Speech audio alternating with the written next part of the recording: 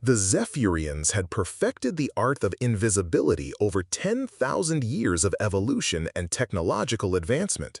Their natural cloaking ability, inherited from their ancestors who had once been prey species on their homeworld of Zephys Prime, had been enhanced beyond imagination through quantum field manipulation and molecular phase shifting technology. This combination made them the galaxy's most successful reconnaissance species, feared and respected by the Galactic Council as the ultimate intelligence operatives.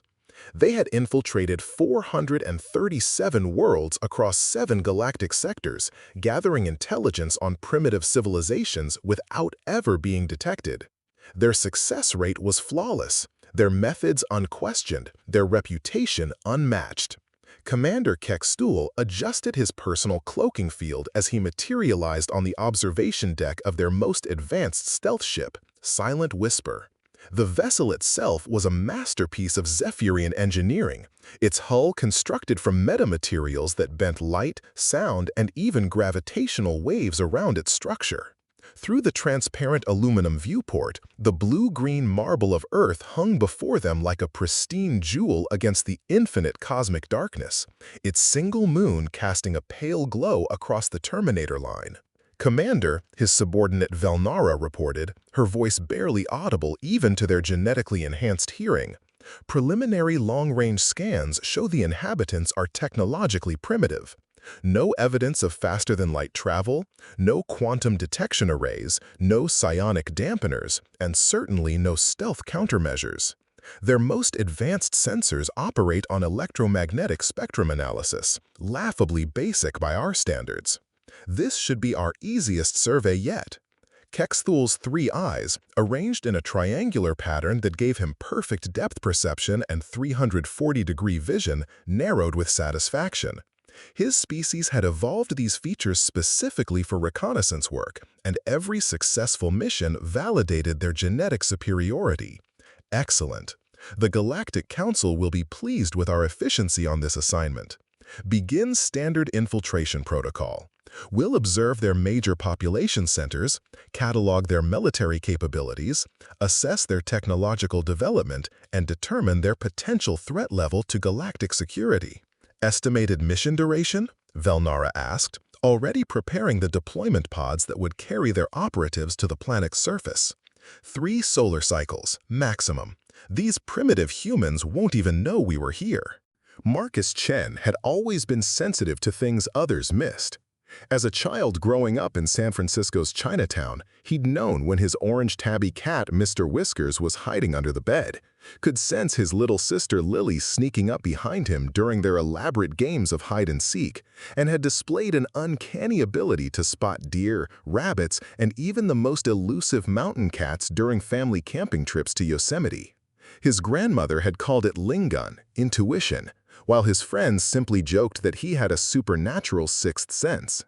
Now, at 28, working as a night security guard at the prestigious Brookhaven National Laboratory on Long Island, that childhood sensitivity had evolved into a valuable professional asset. He'd prevented 3 attempted break-ins in the past year alone, always receiving that familiar electric tingling sensation crawling up his spine when something wasn't quite right in his patrol area. Tonight, that sensation was stronger than it had ever been.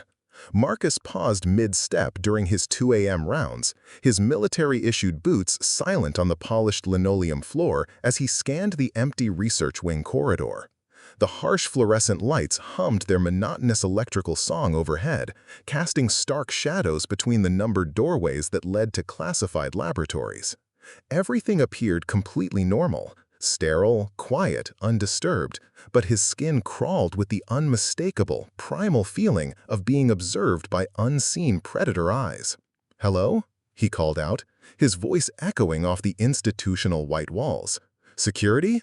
Anyone there?" Nothing but the ambient hum of ventilation systems and distant computer servers. But Marcus wasn't convinced. 20 years of that inexplicable intuition had taught him to trust his instincts completely. He unclipped his heavy-duty flashlight and swept its powerful LED beam methodically across the hallway, the light catching nothing but empty air and regulation fire extinguishers. Yet the feeling persisted, growing stronger with each passing second, like invisible predator eyes boring directly into his soul. 5 meters away, Velnara crouched motionless in the corner junction, her quantum cloaking field operating at maximum efficiency. Her bioscanner displayed the human's rapidly elevating heart rate and adrenaline levels, but her training indicated this was completely normal. Primitive species often experienced unexplained anxiety and paranoia in the presence of technologically superior beings, even when they possessed no possible means of detection. The human's head turned directly toward her. "I know you're there," Marcus said quietly, his voice remarkably steady despite the adrenaline. "I can't see you, but I know you're there." Velnara's mandibles clicked in bewildered confusion. That was completely impossible. The reports flooding into the Silent Whisper's quantum data core were unprecedented in Zephyrian history. Across the globe, from the bustling streets of Mumbai to the frozen research stations of Antarctica, their operatives were experiencing the same impossible phenomenon. Humans were detecting them. Commander Kexthul stood before the holographic tactical display, his 3 eyes analyzing the disturbing pattern of red warning indicators scattered across Earth's continents. "It's not possible," Velnara insisted, her voice tight with professional frustration and dawning fear. "Our quantum cloaking technology is theoretically flawless. We field-tested it successfully on over 400 worlds, against species with sensory capabilities ranging from electromagnetic spectrum detection to psionic awareness. The technology has never failed. Yet these primitive humans are consistently different," observed Zixnith, their chief science officer, his elongated fingers dancing across the bioanalysis console. "I've been monitoring their global communications networks for 72 hours straight. They have specific linguistic terms for this phenomenon: sixth sense, intuition, gut feeling, spider sense, hunch. They seem to accept it as a completely natural part of their biological existence." Kexthul's primary eye focused intently on the tactical display, studying the seemingly random distribution of detection incidents. Red dots marked locations where their operatives had been detected, sensed, or forced to relocate unexpectedly. The pattern appeared chaotic, scattered across all continents, demographic groups, and technological development levels. Rural farmers in Kenya, urban professionals in Tokyo, children in Brazilian favelas, elderly pensioners in Swedish nursing homes. "Perhaps," Velnara suggested, desperation creeping into her measured tone, "we should increase our operational distance from the subjects. Observe exclusively from orbital altitude instead of ground-level infiltration." "Negative," Kexthul decided firmly. "The Galactic Council specifically requires close-range sociological and technological data for accurate threat assessment. But we must immediately adapt our standard methodology. Increase stealth protocol classification to level 9. Minimize direct contact time to under 30 seconds. And under absolutely no circumstances are any operatives to engage directly with the humans." In downtown Tokyo's Shibuya district, Operative Nexthor learned exactly why that final order carried such critical importance. He'd been following a target group of humans through the world's busiest pedestrian crossing when a young woman in a bright yellow coat suddenly stopped mid-stride, turned around, and stared directly at his invisible position. Her dark eyes tracked his exact movement as he tried desperately to sidestep through the dense crowd. "Obake," she whispered, the ancient Japanese word carrying centuries of supernatural fear. Dr. Sarah Okafor had spent her entire 15-year career studying the unexplained mysteries that conventional science couldn't address. As the head of Georgetown University's prestigious parapsychology research division, she'd investigated everything from alleged psychic phenomena in rural Appalachian communities to unexplained animal migration patterns in the Amazon rainforest. Most cases ultimately revealed mundane explanations: electromagnetic interference, psychological suggestion, environmental factors. But a disturbing few defied every conventional understanding of reality. The reports flooding in from around the world over the past 72 hours were fundamentally different, Too consistent, too detailed, too geographically widespread to dismiss as mass hysteria or coordinated hoax. The statistical pattern is undeniably clear, she explained to the emergency session of the International Committee for Unexplained Phenomena, her voice carrying the weight of scientific authority. Witnesses across 6 continents are reporting identical experiences, the persistent sense of being observed by invisible entities. The phenomenological descriptions are remarkably similar despite vast cultural, linguistic, and educational differences. General Patricia Rodriguez, representing the U.S. Department of Defense's Advanced Threat Assessment Division, leaned forward intently. Dr. Okafor, are you suggesting we're dealing with some kind of coordinated surveillance operation by an unknown agency? That's exactly what I'm suggesting, Sarah replied, pulling up a real-time global map on the high-resolution holographic display. But not by any terrestrial agency. The detection reports are coming from individuals with absolutely no intelligence, military, or law enforcement backgrounds. Elementary school children, elderly retirement home residents, rural shopkeepers, university students. The only identifiable common factor is a heightened natural sensitivity to subtle environmental changes. In the cold vacuum of space, Commander Kexthul watched the human communication networks with growing alarm and professional fascination. The primitive species was organizing with unprecedented efficiency. Their leaders were sharing classified information across national boundaries, coordinating military responses, even developing systematic detection protocols. Commander, Zixnath reported from his monitoring station, I'm detecting massive increases in electromagnetic scanning across their major metropolitan areas. They're flooding the entire spectrum with everything from basic radio waves to high-energy gamma radiation. Effectiveness against our stealth systems? Minimal direct impact, but they're learning exponentially. Some military installations have begun deploying overlapping thermal imaging arrays. If we approach too close, a priority alert chimed through the ship's quantum communication system. It was from Operative Qualvan, stationed near the North American Aerospace Defense Command. Commander, they've detected our ship. The impossible had become terrifying reality. The communication came through every available channel simultaneously. Television broadcasts, radio transmissions, internet feeds, satellite networks, even emergency alert systems. Across the globe, 8 billion humans stopped what they were doing and listened with stunned silence.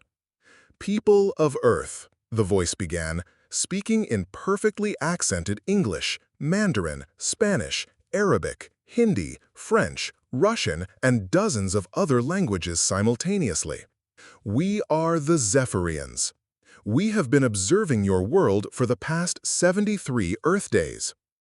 Commander Kexthul stood in the center of the Silent Whispers command bridge, his tall, graceful form being broadcast to every corner of the planet.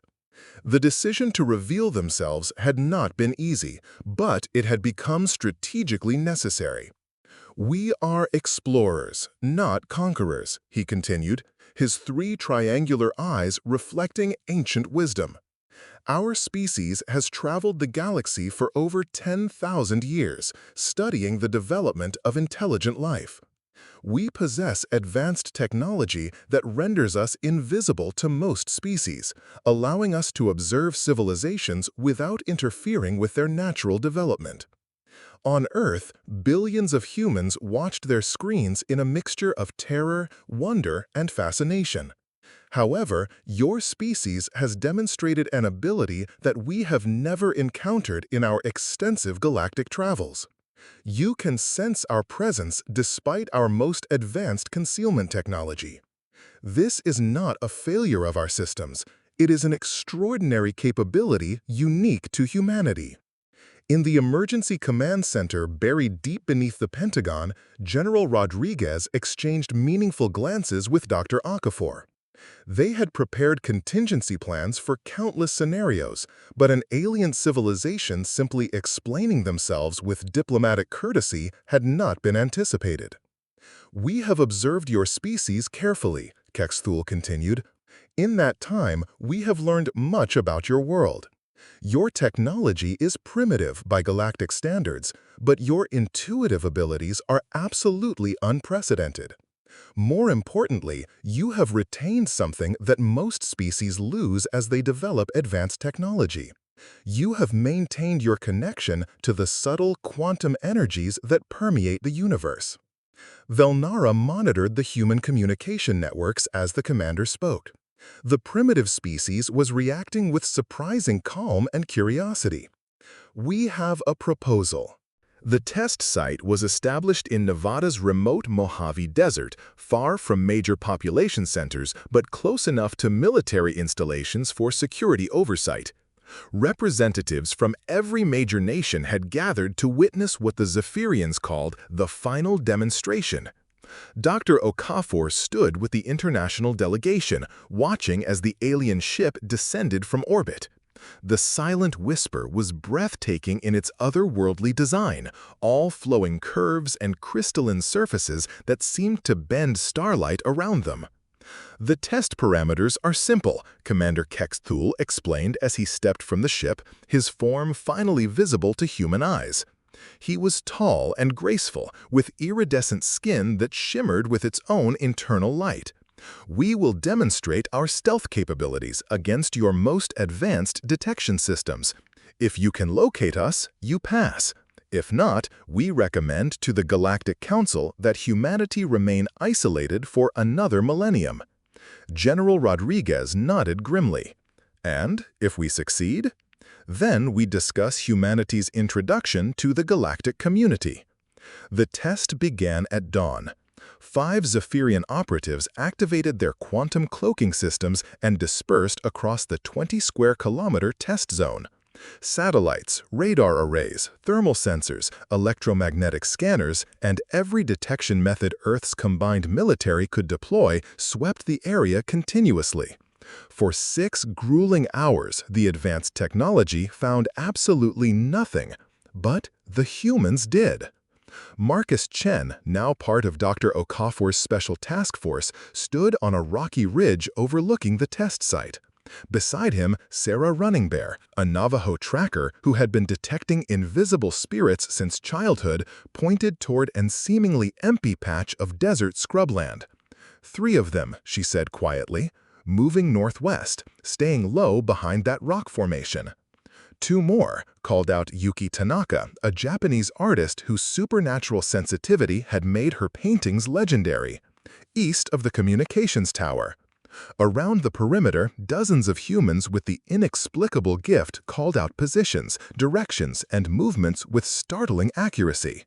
The Zephyrians' perfect stealth technology was completely useless against humanity's mysterious sixth sense. The Galactic Council chamber was vast, its crystalline walls reflecting the light of 1,000 distant stars. Representatives from hundreds of species gathered to hear the unprecedented report from the Zephyrian survey team. The humans of Earth, Commander Kexthul addressed the assembly, possess abilities we have never encountered in our 10 millennia of galactic exploration. They can perceive quantum disturbances directly, without technological assistance. They sense cloaked beings through what they call intuition, but which our scientists have determined is actually a form of quantum consciousness. Murmurs of amazement rippled through the chamber. The ethereal luminoids pulsed with interest, while the crystalline collective chimed in harmonic patterns of wonder. More importantly, Kexthul continued, they have retained this ability while developing technology. Most species lose their connection to the quantum field as they advance scientifically. Humans have preserved both. The Council's prime arbiter, an ancient being whose species had achieved transcendence eons ago, leaned forward with renewed interest. You recommend contact protocols? I recommend full integration, Kexthul replied boldly, his words causing an unprecedented stir throughout the chamber. Not as a primitive species requiring guidance, but as equal partners. Their abilities complement our technology in ways we never imagined possible. Back on Earth, news of the Council's unanimous approval was met with global celebration and apprehension. Humanity had passed the ultimate test, but the real adventure was just beginning. Dr. Okafor stood in the newly constructed Galactic Relations Center in Geneva, watching as the first human students prepared for their historic journey to the stars. Marcus Chen was among them, along with Sarah Running Bear, Yuki Tanaka, and 50 others who had demonstrated exceptional quantum sensitivity. "They're calling us quantum sensitives," Marcus said, grinning as he examined his sleek new uniform. "Apparently, we're the first species capable of naturally interfacing with stealth technology." "Which means," Dr. Okafor replied with pride, "we're about to become the galaxy's premier intelligence operatives." The age of humanity among the stars had officially begun.